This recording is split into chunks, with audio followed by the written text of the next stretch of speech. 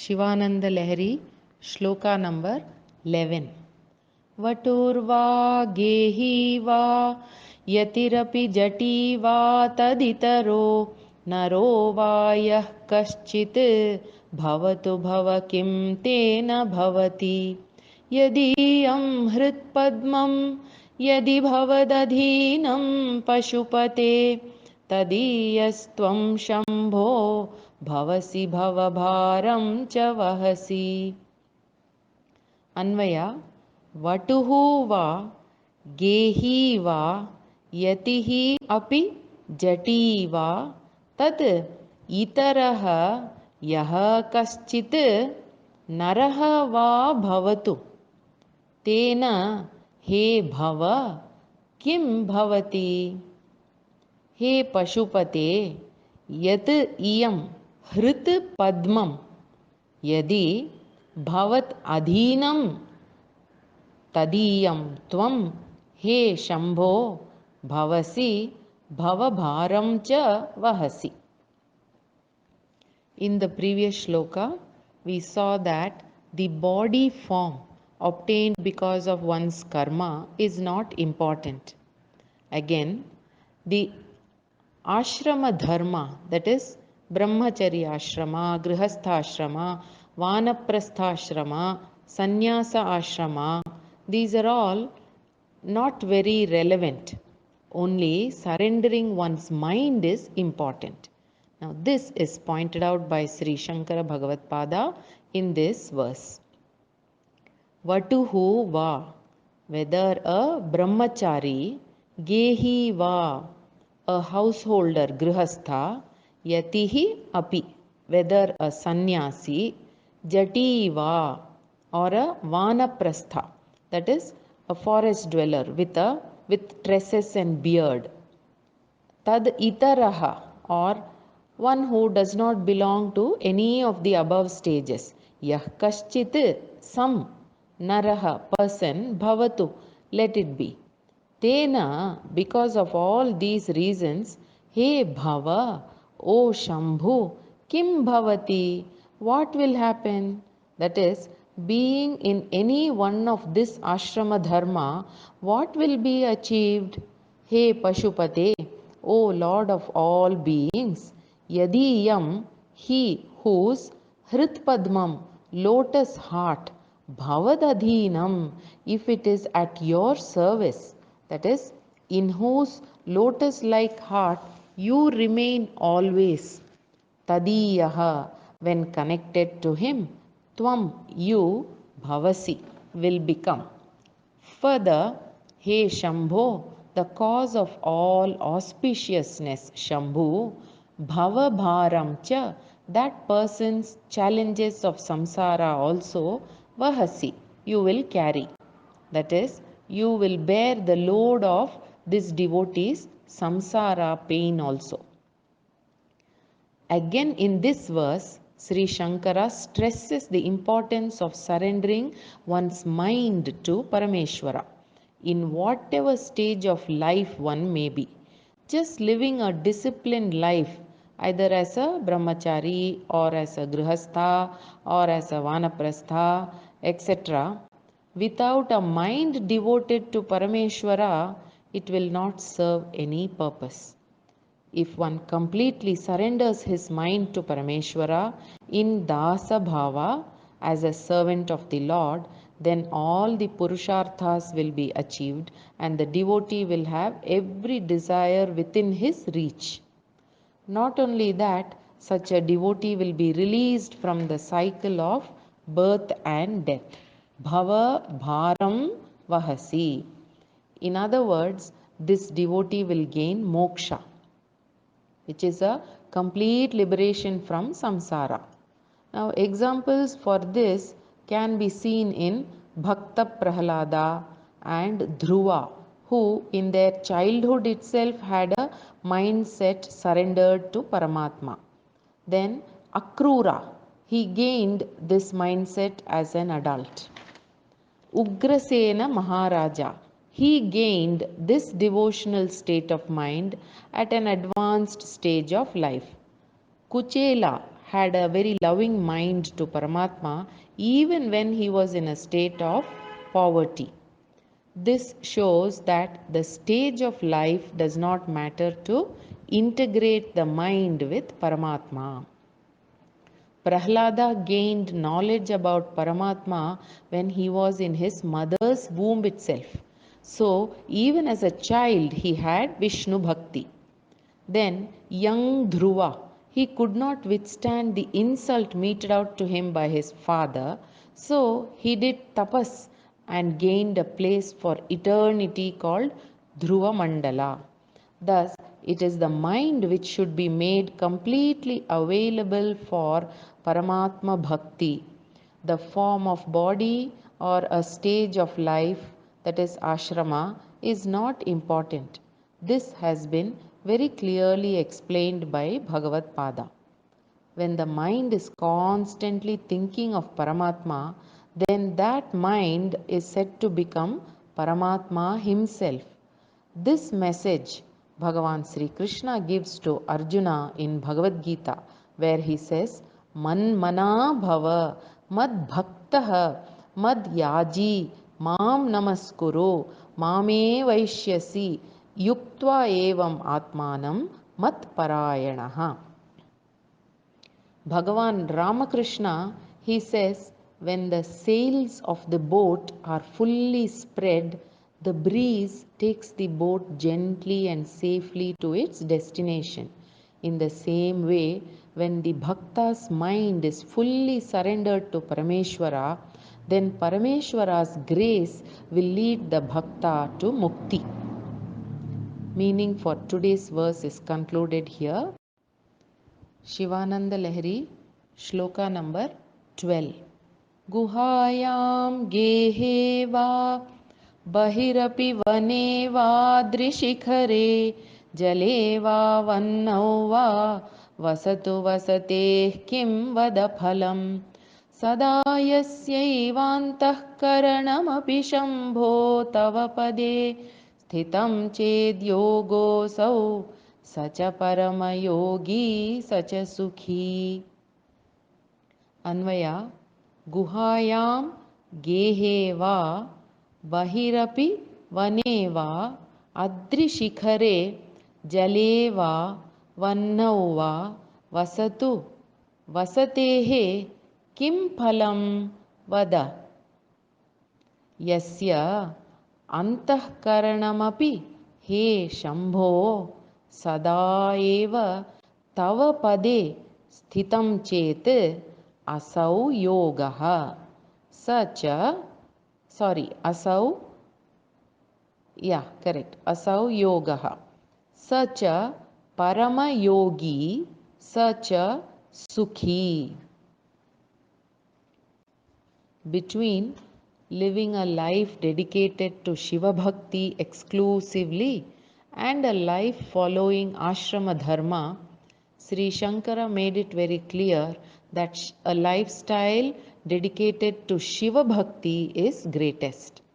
Now, to live such a life devoted to Parameshwara all the time, one does not have to search for an appropriate place like a secluded cave, uninhabited mountain top, the banks of a river, etc. Once the mind is surrendered to the lotus feet of Parameshwara, he will bring together a conducive environment for such a devotee to stay in his Shiva Bhakti sadhana. This is described in this verse. Guhayam, in the dark caves of mountain top, Geheva, or in the house, Bahihi api, in any other place outside, Vaneva, or in the forest, Adri Shikhare, on the top of mountains, Jaleva, or in water, Vannauva, amidst the 5 fires, Panchagnav, Vasatu, may the person live in. Vasatehe, by living like that, Kim Phalam, what is the benefit? Vada, tell this. Why? Because Yasya Antahkaranamapi The person whose internal faculty of thinking, that is, all the faculties mentioned in an earlier verse, must be understood here. All those must also be brought into this meaning here.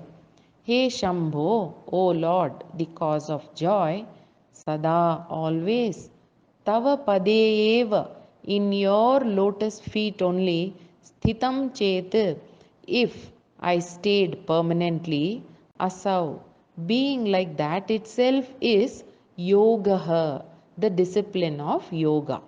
Such a, that kind of person, that is, one whose mind dwells in the thought of the lotus feet of Paramashiva all the time, Paramayogi is a exalted yogi, that is, one who has attained Nirvikalpa Samadhi.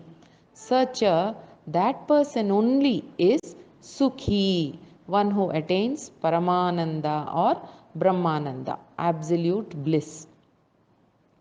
Generally, for self upliftment, wanting to practice, that is, to do sadhana of meditation, people search for different conducive places as mentioned above, that is, caves, mountain tops, riverside, etc. In all this, which place one chooses is not important, but in that place, how we live or what is our mental disposition while living in any of those places is very important. If the mind continues to wander, then no matter which place one goes to, it will be a useless effort. Whereas if a mind is steady and stable in Ishvara Dhyana, then the place will be completely irrelevant. Remaining amidst people, the Gopika Striyaha, these Gopika women, they did Krishna Aradhana within their mind constantly. The word yoga is defined as Chitta Vritti Nirodhaha, which means exclusively entertaining only thoughts of Paramatma by keeping all other thoughts away. This is the state where Jivatma and Paramatma are one and is called yoga. This kind of yoga is possible only with a focused, committed mind, not because of any place chosen. To understand this, let us look at the history of Sadashiva Brahmendra. He was a living example of this yoga. He was a Paramayogi who lived in Brahmananda. He never remained in one same place for a long time. He kept moving around. Even though he kept traveling, he remained in Brahmananda. Once, as he was wandering, he entered the women's inner chambers of a Muslim king. At that time, the king was with his women. Seeing Sadashiva Brahmendra in his private chamber, this king became very angry. Overcome with anger, without thinking, this king took out his sword and chopped off Sadashiva Brahmendra's right hand. From his shoulder, blood was pouring out, but his facial expression did not change at all. There was no sign of pain, suffering, or revenge. He was as peaceful and happy as before. Seeing this, the king was stunned and also very frightened. He couldn't believe his eyes. He felt ashamed and repentant. The king understood that the person in front of him, that is Sadashiva Brahmendra, was not an ordinary human being. So the king became all the more afraid about what may happen next. None of this was noticed by Sadashiva Brahmendra. He just continued walking. The king quickly picked up the hand which was fallen down and ran behind Acharya. After some distance, he caught up with the Acharya and fell at his feet, crying and seeking forgiveness for the sinful act. Oblivious of everything, Acharya questioned the intention of the king. Symbolically, because Acharya Brahmendra followed silence as a vow, he symbolically asked the king, "Why are you following me?" The king explained what had happened and showed the hand. Then Acharya came to worldly presence, looked at his bleeding shoulder, and he just took the hand and placed it on his shoulder. It is said that the hand just fixed itself, and then Acharya appeared normal. All this did not bring any change to Acharya's countenance. He just continued to look pleased and tranquil. Seeing this, the king was awestruck and he continued to follow the Acharya. But the Acharya advised him to return. The king sought for some Upadesha, advice.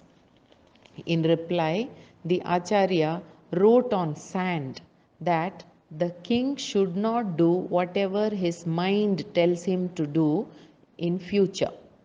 Now, the king wanted to go to the palace, but remembering the advice that he should not do what his mind tells him to do, he did not go to the palace. Then, when he wanted to take rest, again he could not. Further, when he wanted to eat, he could not. Gradually, the king attained Paramananda Anubhava and Moksha. A mind which is available for oneself, that which is steady, focused, and strong, will never change because of a change of place. It can be modified only by one's own will and inner strength. Great yogis are the same internally and externally, no matter whichever place they go to.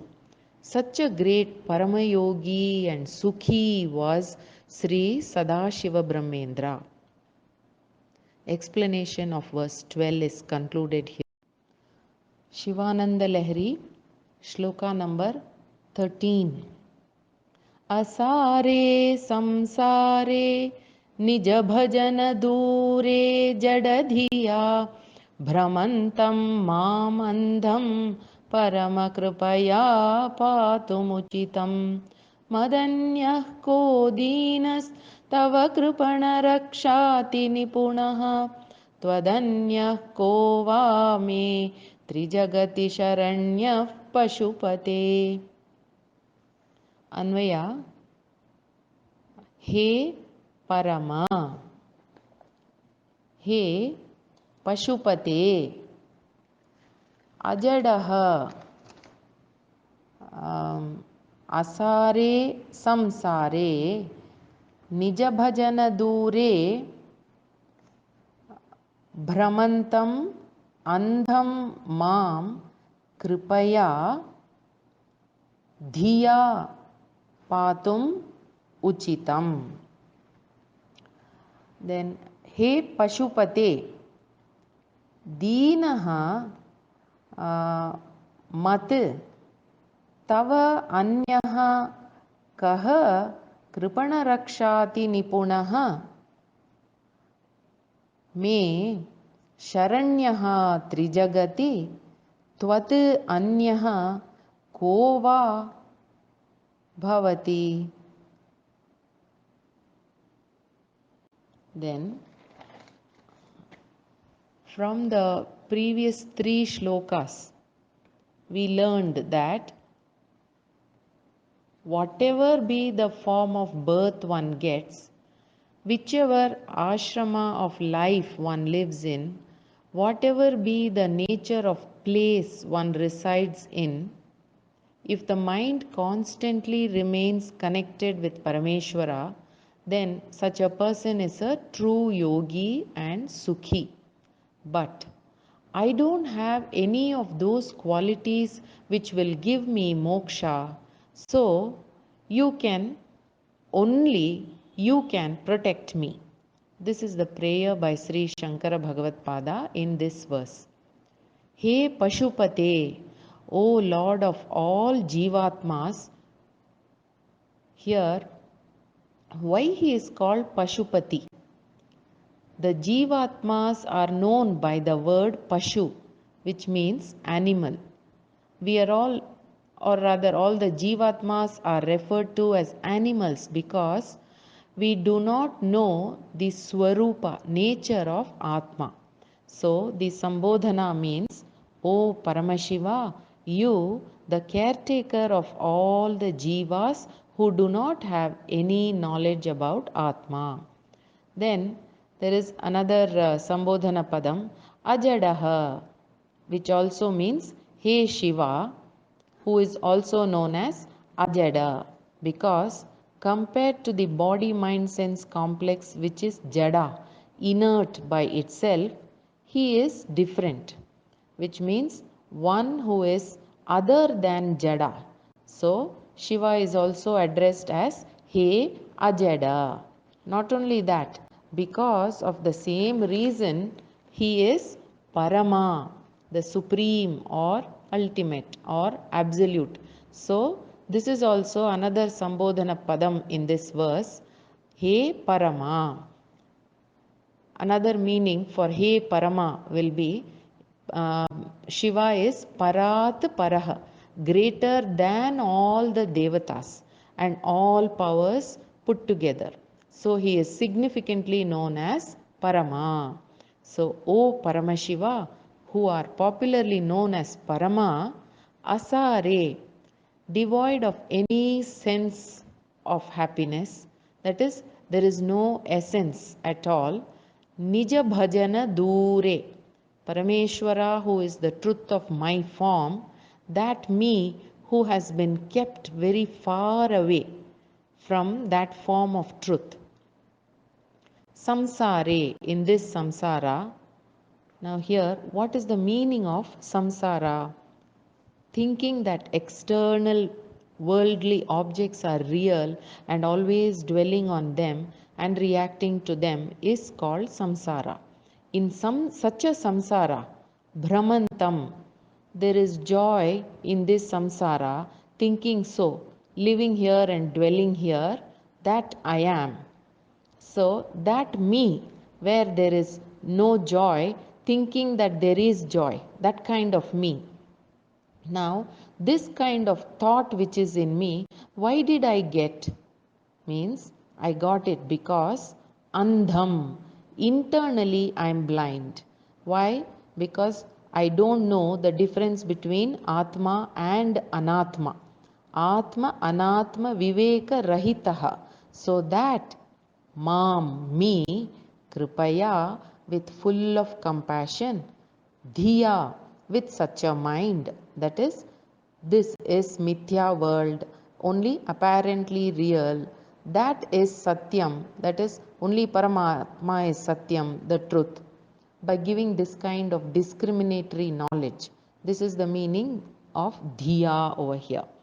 Patum, to be protected, is me.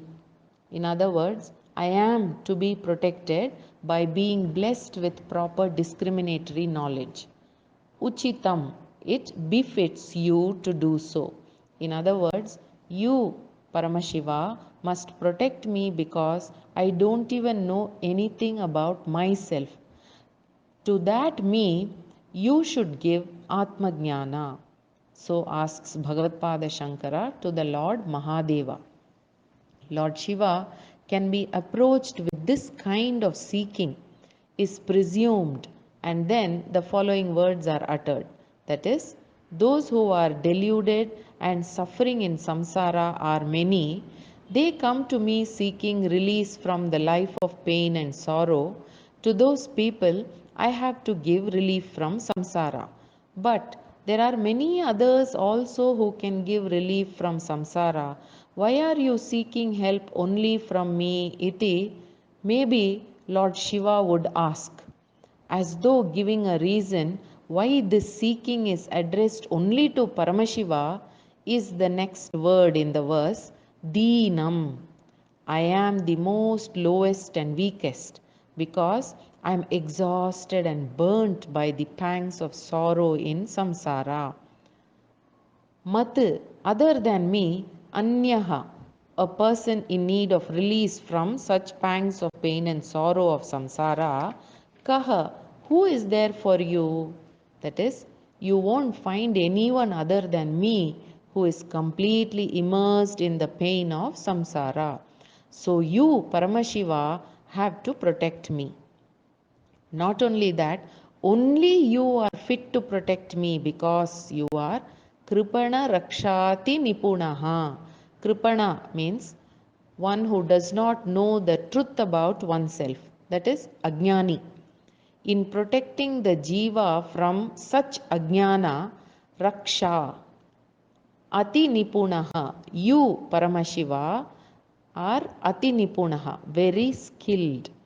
That is why, may for me, Sharanyaha, you are the ultimate refuge.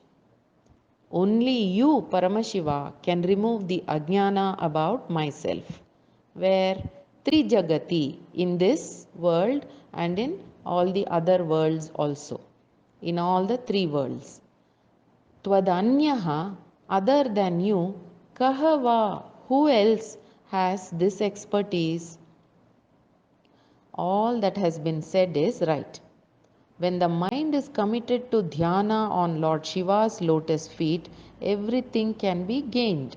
But that kind of thinking I still don't have. So please bless me with that mind to surrender unto you is the prayer here. Summarizing, what are all the defects in one's mind? You only must rectify them. Or those who are ignorant and do not have Atmajnana, you only Paramashiva must bless them with self-knowledge because only you are an expert in that. Or I am completely lost in samsara, so I am the most lowest of all and very deserving of your attention. So please bless me before you take care of others. First remove the ajnana in me. Bless me with self-knowledge because you are the most compassionate.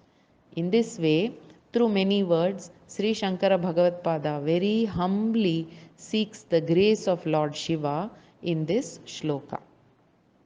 Explanation for this verse is concluded here. Shivananda Lahiri, shloka number 14. प्रभुस्त्वं दीनानां खलु परमबन्धुः पशुपते प्रमुख्योऽहं तेषाम् अपि किमुत बन्धुत्वमनयोः त्वयैव क्षन्तव्याः शिव मदपराधाश्च सकलाः प्रयत्नात् कर्तव्यं मदवनमियं बन्धुसरणिः.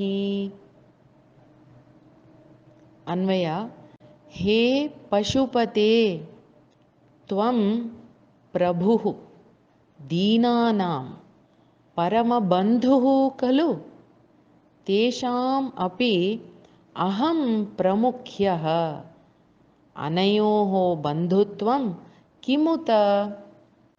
हे शिव, सकलाः मद अपराधाश्च त्वया एव क्षन्तव्याः मत् अवनम् इयं प्रयत्नात् कर्तव्यम् इयं बन्धुसरणिः. Only you have to protect me. There is no one else to take care of me and save me because only you have the capacity to save me, O Shiva.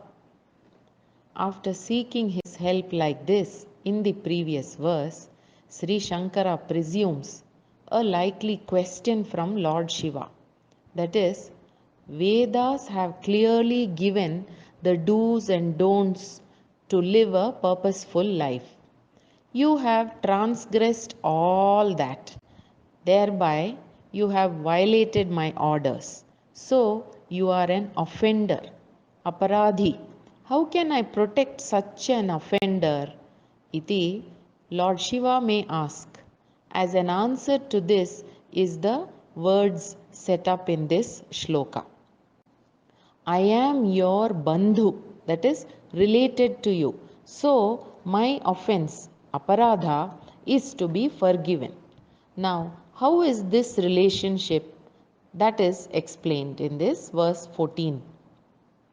He Pashupate, In most of the verses, Sri Shankara has addressed Lord Shiva as Pashupate because we are immersed in ajnana and behave like animals. Because we are devoid of Atma Jnana, only He has to bless us with Atma Jnana, and as though reminding the Lord again and again that He only has to bless us with Atma Jnana, is this Sambodhana Pashupate used in many verses. So, O Pashupate, the protector of Jivatmas who behave like animals, Tvam, you are Prabhu, the Lord, means one who has expertise in removing the helplessness in us, is the Lord. That is why you are Dina Nam, even to the poor and the low people in all aspects. Paramabandhu Kalu, very closely connected relative, isn't it? Or you are the one who removes all their dangers and obstacles. Isn't it, Shiva? Tesham, in such low and helpless people, aham, I am pramukhyah, very important, or I am the most deserving. In other words, I am the foremost among those who need your help. That is, deenanam ati deenaha aham. This being the reality, anayoho, between the two of us, bandhutvam, that there is a relationship. So, kimuta is to be told again, is it? You are Deenanam Paramabandhu, relative of all the needy and the helpless. I am Deenanam Deenah, most needy or foremost among the helpless. Therefore, a close kinship between us is naturally present. Hey Shiva, you whose natural form is Paramananda, that, O Shiva, Sakalaha, all kinds of Mad Aparadhaha, my offenses and guilts, like not following your orders, doing what you would not approve of, all of them, Kshantavyaha, are to be forgiven. Or Mat Avanam, protecting me or saving me, Prayatnat, with some effort, Kartavyam, is to be done. Iyam, this is only Bandhu Saranihi, the path to be followed by relatives, or this is the code of conduct to be adopted by those who are closely related. Because there is very close relationship between us, all my offenses have to be forgiven and you have to protect me and uplift me, is the crux of Sri Shankara's prayer. Shiva, the name itself denotes that the Lord is in the form of auspiciousness. That is, He is Mangala Swarupa. He has another name, Ashutosha, which means he can be pleased very easily. So, pointing out a relationship between him and us, and then giving that as a reason for he should certainly protect us, is a beautiful way of connecting with the Lord, as expressed by Sri Shankara Bhagavad Pada in this verse. If a seeker, knowing the meaning of all these words, tells this verse with genuine devotion and a mind completely connected with Paramatma, maybe he or she will have the vision of Lord Shiva. Such is the feel of this verse. Explanation of this verse is concluded here. Shivananda Lahiri, Shloka number 15. उपेक्षा no चेत् किन्न हरसि भवध्यानविमुखां दुराशा भूयिष्ठां विधिलिपिमशक्तो यदि भवान् शिरस्तद्वै धात्रं न खलु सुवृत्तं पशुपते कथं वा निर्यत्नं करनखमुखेनैव लुलितम्. अन्वय. हे पशुपते, तव उपेक्षा नो चेत्, दुराशा भूयिष्ठां भवध्यान विमुखां विधिलिपिं किं न हरसि अशक्तः यदि भवान् तत् न खलु सुवृत्तम् वैधात्रं शिरः निर्यत्नं करनखमुखेनैव कथं वा लुलितम्. In the previous shloka, you are closely related to me, and it is a norm for anyone to forgive the offenses of their relatives. So, you must forgive all my mistakes and misbehavior and protect me. Saying so to Lord Pashupati, Sri Shankara thinks within himself, maybe Lord Shiva is indifferent to me, maybe he dislikes me, iti. So, with this doubt, he requests the Lord not to do so in this shloka. He Pashupate, O Shiva, Lord of all the Jivas. Here again, Sri Shankara is reminding Shiva that we are all animals, Ajnanis, and he should protect us. In protecting me, Tava, for you, Upeksha, disregard and indifference, no chet, is not there, then Durasha Bhuyishtham, filling with bad thoughts and increasing desires for useless objects, and because of that, Bhava Dhyana Vimukham, causing disinclination towards meditating on your form. Vidhi Lipim, that kind of destiny written by Brahmaji in my forehead. Kim na harasi, why you are not destroying? That is, if you do not have any disregard for me, then the destiny which is making me entertain evil thoughts and feel disinterested in meditating on you, Parameshwara, why are you not removing? In such matters, I am ashaktaha, powerless. Yadi, if in case, Bhavan, you the Lord, tell so, then tat, that significant action performed by you in the past, nakhalu na, the episode of the object with the nail, the episode of the object removed with the nail itself would not have happened. What is that episode? Suvrittam, in the very strong Vaidhatram, Brahmaji's Shiraha, fifth head, Niryatnam, effortlessly, that is without any difficulty, Kara Nakha Mukhena Eva, with the tip of the fingernails itself, Katham va, how only Lulitam, was it clipped off? You who performed such a task, can't you destroy that which is written on my forehead by him, Brahmaji, whose fifth head you destroyed? Sri Shankara asks this to Paramashiva. It is the tendency of the mind to go after objects which give rise to bad and evil thoughts. Further to that, the mind loses interest in inculcating good thoughts and then meditating on Paramashiva. This kind of mental disposition is related to one's karma phala. One has to go through experiences of one's karma phala. That is written as destiny on the forehead. Setting right this destiny or neutralizing it is not possible.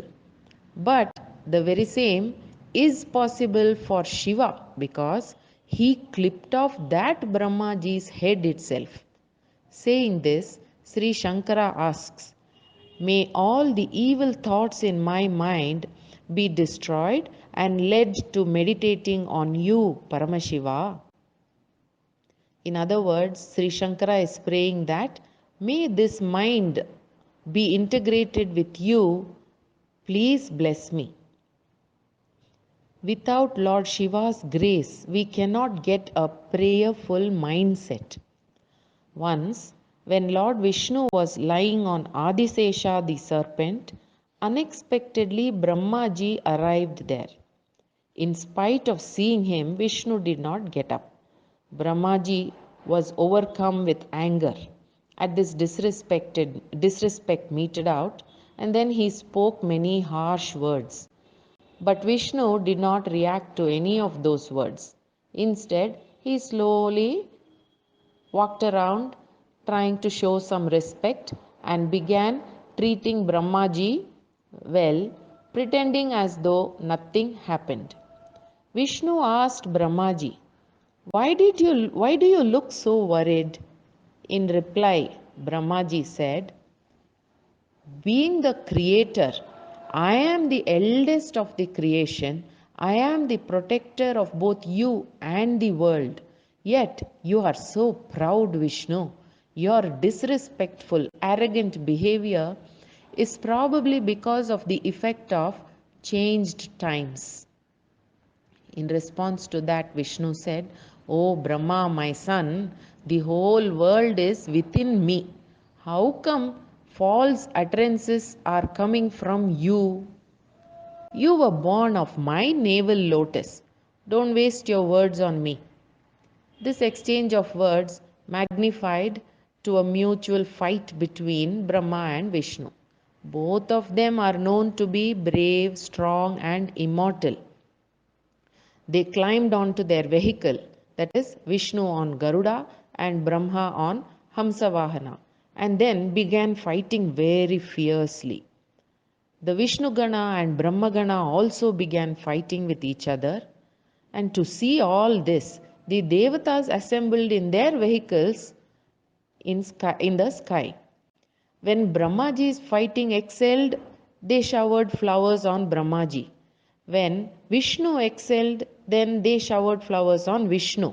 Like this, the Devatas were cheering both and watching the fight. Now, the fight did not seem to come to an end at all. As a climax, Vishnu decided to use the Maheshwara Astra on Brahma. To match that, Brahma decided to use the Pashupatastra on Vishnu. The brilliance of the two weapons surpassed the brightness of 1000 suns. This was impossible to tolerate. The effect of the weapons pervaded the sky. Then the Devatas started talking among themselves mutually and said, the Srishti, Sthiti, Samhara, Nigraha, Anugraha, that is, creation, sustenance, dissolution, restraint, and blessing. All these 5 tasks cannot be performed independently by anyone other than the Parabrahman as Shiva. Discussing like this, the Devatas went to Kailasa Parvata. From a distance itself, even the sight of the mountain gave pleasure to the Devatas. There on the peak was seated in his majestic form Lord Shiva on a gem-studded throne with beautiful Parvati on his lap to the left side, his right leg hanging down and surrounded by the Pramathaganas. This vision of Shiva Parvati was so cooling and pleasing to the worried eyes of the Devatas. They all offered salutations to Shiva Parvati. Lord Shiva was already aware of the fierce battle. He consoled and pacified the Devatas and immediately left with his Shivaganas to the place of battle between Brahma and Vishnu.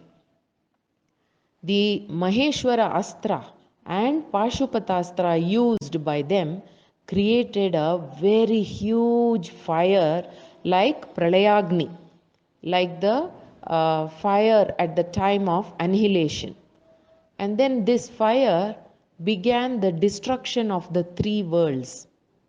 Lord Shiva saw the beginning of this untimely destruction of the world and he took the form of fire in a stick, that is Stambharupa Agni. In other words, a stick form of fire. Then the otherwise formless, attributeless Shiva, that is Nirakara Nirguna Brahman, manifested in that fire form between Brahma and Vishnu. Now the fire from the two weapons came and fell on this stick.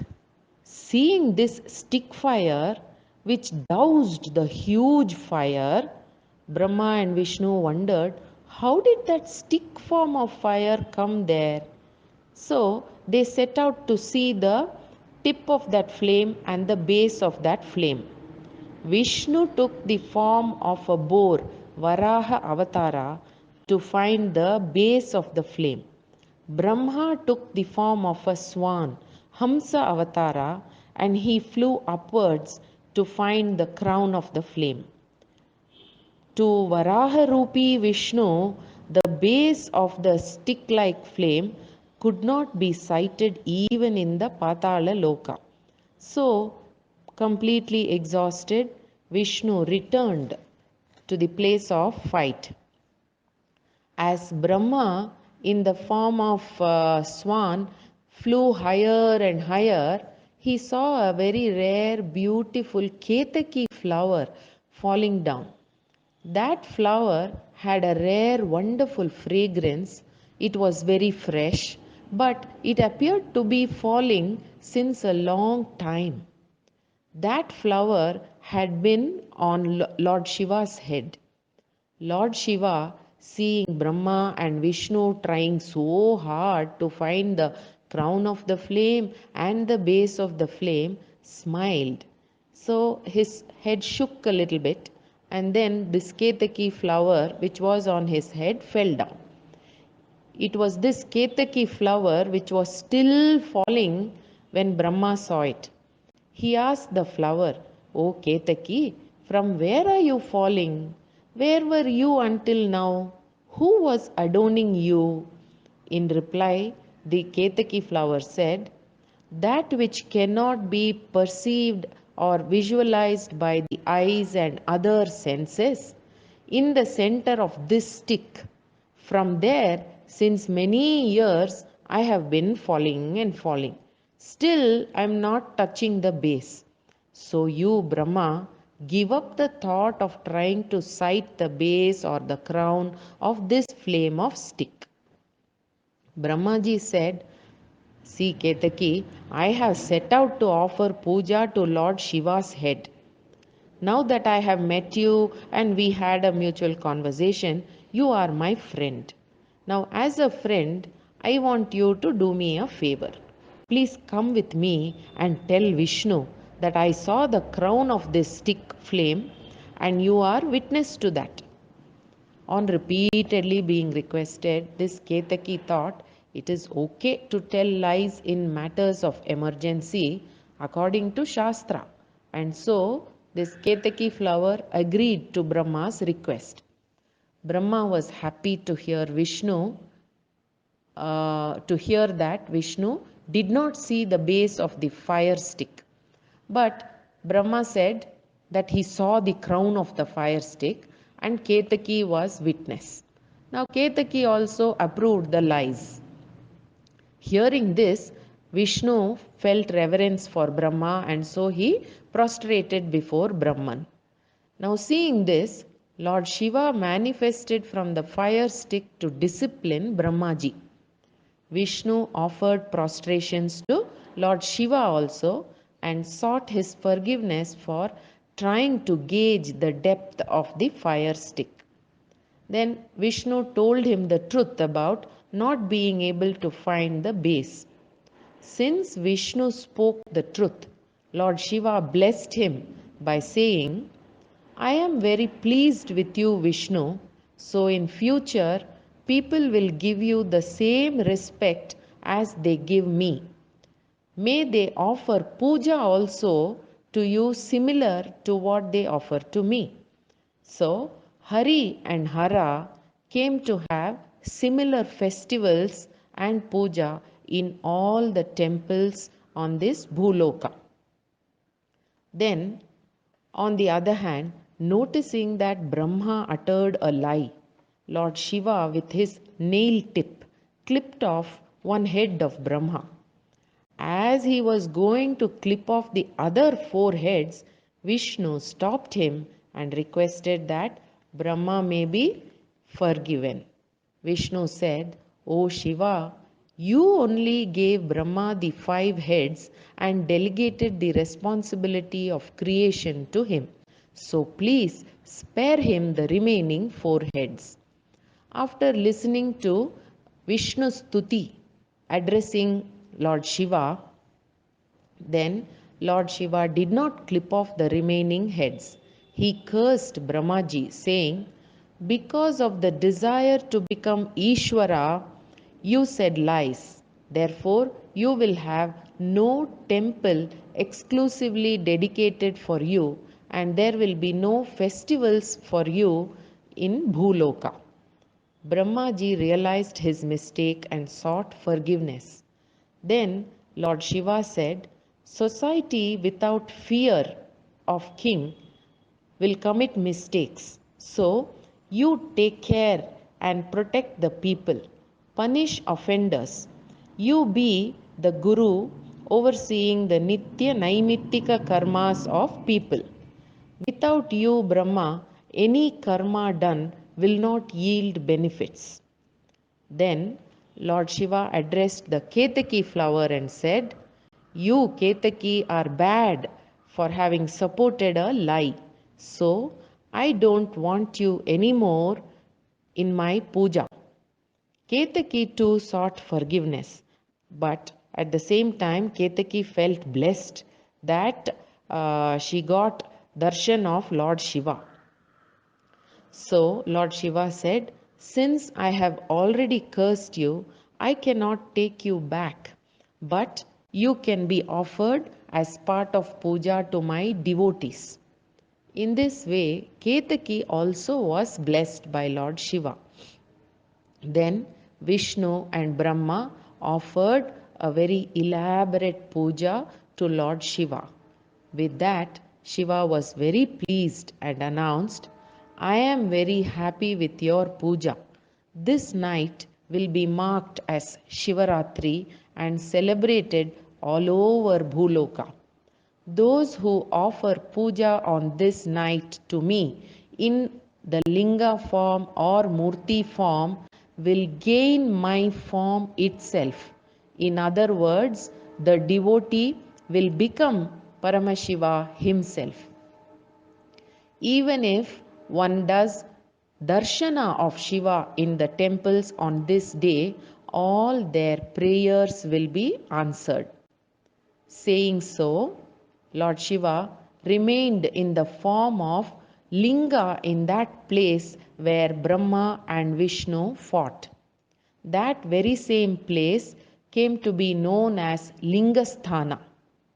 The stick form of fire cannot be seen by people if the crown and base remain out of sight. So it was made into a small flame burning all the time.